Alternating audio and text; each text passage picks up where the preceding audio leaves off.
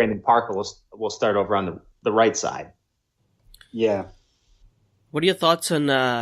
Let's stick to the tackle position then. Were you surprised? How surprised were you when they moved up in the top of the third to get Brandon Parker? Yeah, so I'd heard that they were interested in Parker, so I wasn't really that surprised that they drafted him. I was, the issue there is we had Brandon Parker rated as a 4th-round pick. Yeah. There's a cutoff for 40 times, and I know offensive linemen don't run 40 yards down the field, but it's very rare that offensive tackles get drafted in the top 100 when they run a 5.4 or less, or slower, I should say, at the combine. Brandon Parker did run slower than 5.4. I don't remember his exact time off the top of my head, but we thought that would push him out of the top 100. Now, I think the Raiders' mindset in trading up was, I think they thought that the Houston Texans were going to draft him. I mean, they have a pretty severe need for an offensive tackle, and I believe they were picking 4 or 5 spots later. So I thought that was a little bit of a reach. At the same time, I think one interesting and sort of overlooked part of Colton Miller and Brandon Parker being the picks and how they fit athletically, this could be a pretty clear sign that the Raiders are potentially thinking about going back to that zone scheme. Yeah, which is a little worrisome. Do you think it'll be more outside zone or inside zone? Well, I don't know. I mean, I don't have any inside information with that, but I just think if you look at Miller and Parker, I think they both probably are better fits in a zone scheme than a power blocking scheme. Yeah, and when you look at the interior of the offensive line, you have big mauling, heavy guys. So I don't know if, and we ran a lot of outside zone last year, which didn't work out as well as at all. A lot of inside zone and power was more promising. So maybe it's more hopefully it's more inside zone and power, but who knows?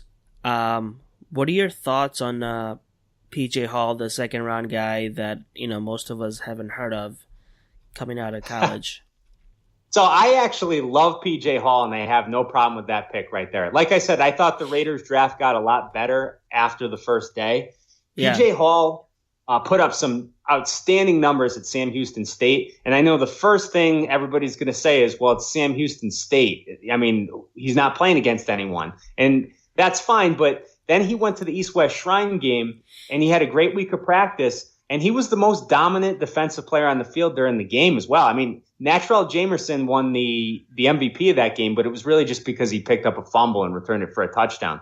PJ Hall was all over the place creating pressure.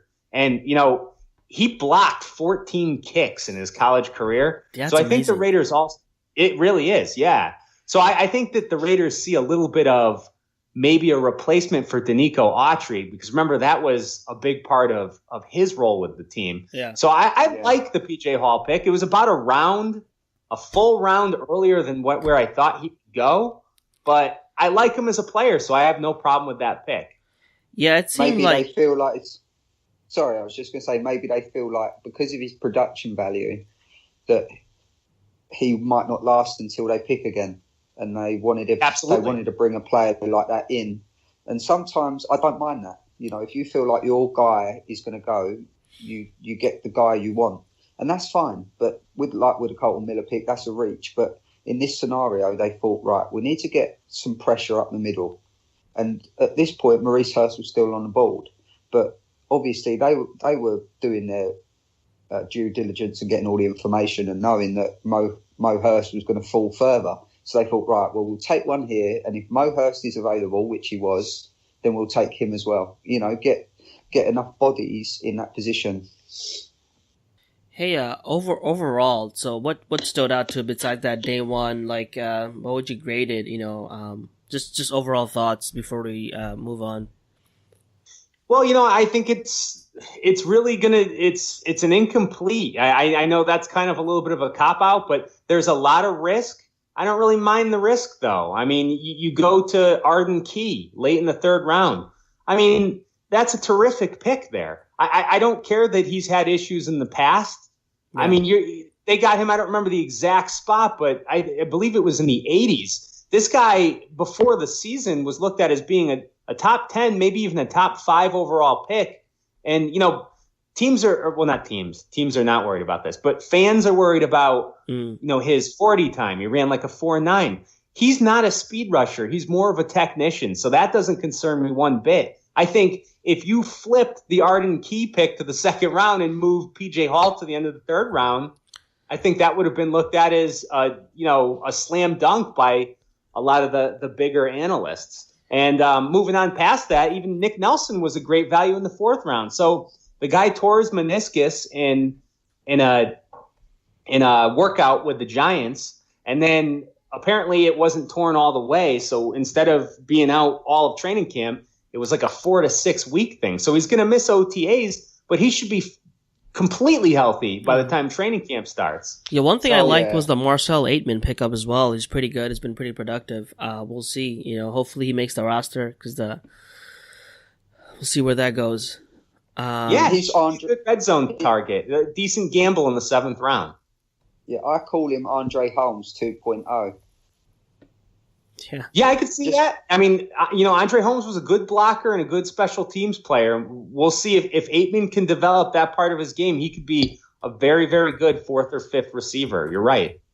Yeah, I think that he's something that Derek Carr needed. When he had Andre Holmes, although Holmes wasn't on the field a lot of the time, when he did come on, he gave him that extra something just to aim at, just to, occupy the opposition, just give them something else to think about, because up until the Aitman pick, our height of our wide receivers wasn't like the tallest, and we didn't really have someone who was gonna score up and get it if need have be. That, have that reach over people. But with Aitman, he gives you that height and that's his speciality, really, isn't it? High pointing the ball. So.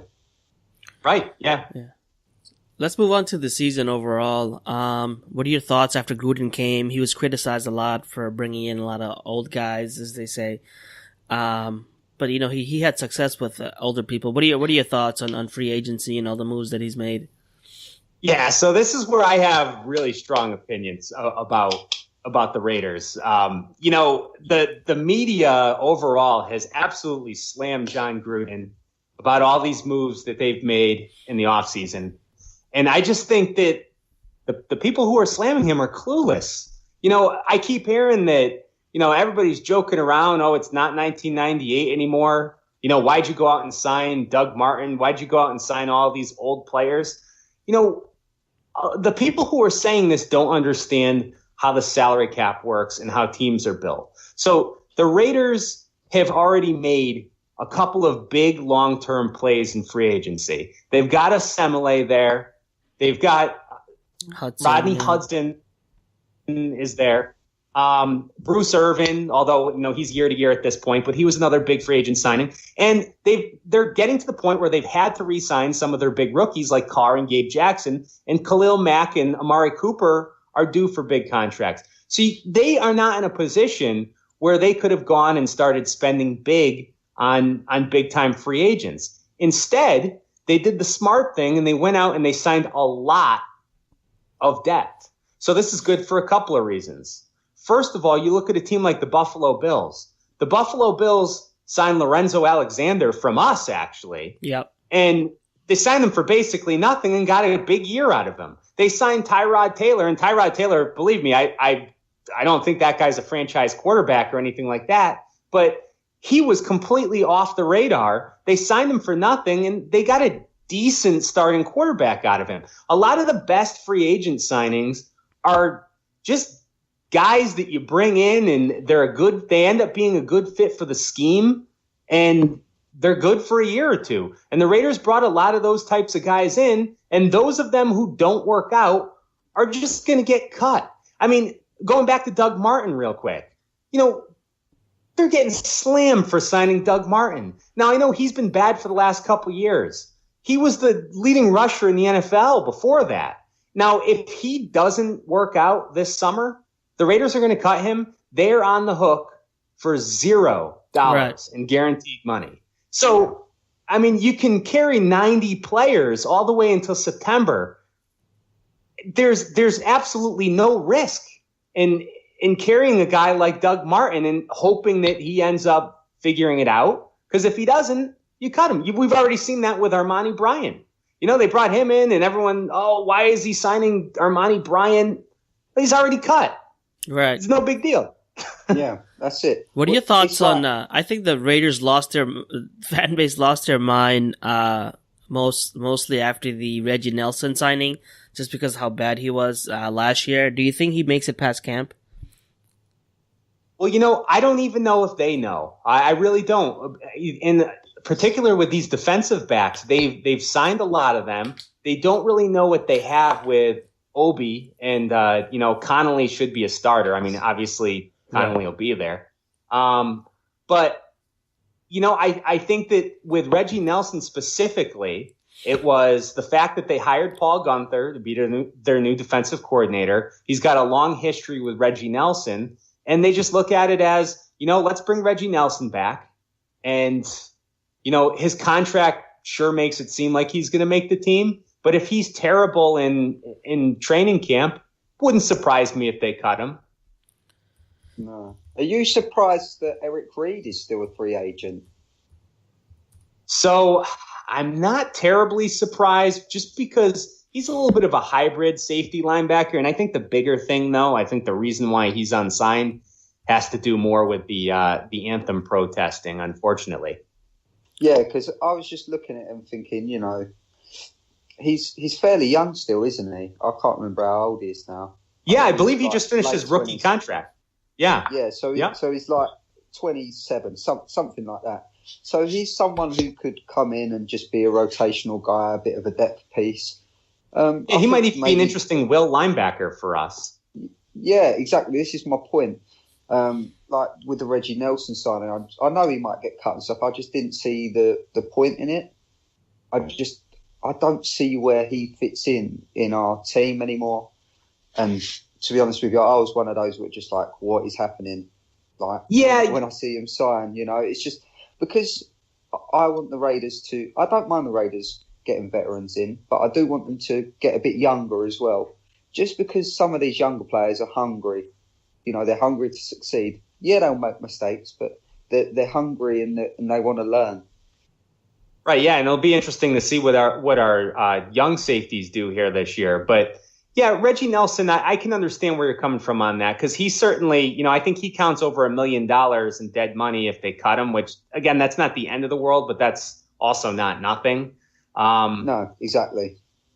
So exactly my point, Right, I think Paul Gunther is going to see what he's got left. And I really believe that the Raiders themselves as an organization aren't sure what they have in some of these guys that they brought in yet. And they're just going to let it all play out in July and August. Yeah, see, I'd love to see like Shalom Luani and now that Obi Melifonwu is hopefully going to be fully fit, I'd like to see them get a fair crack at it, Yeah, I'm sure he'll be given a chance. Hopefully he can stay healthy this year.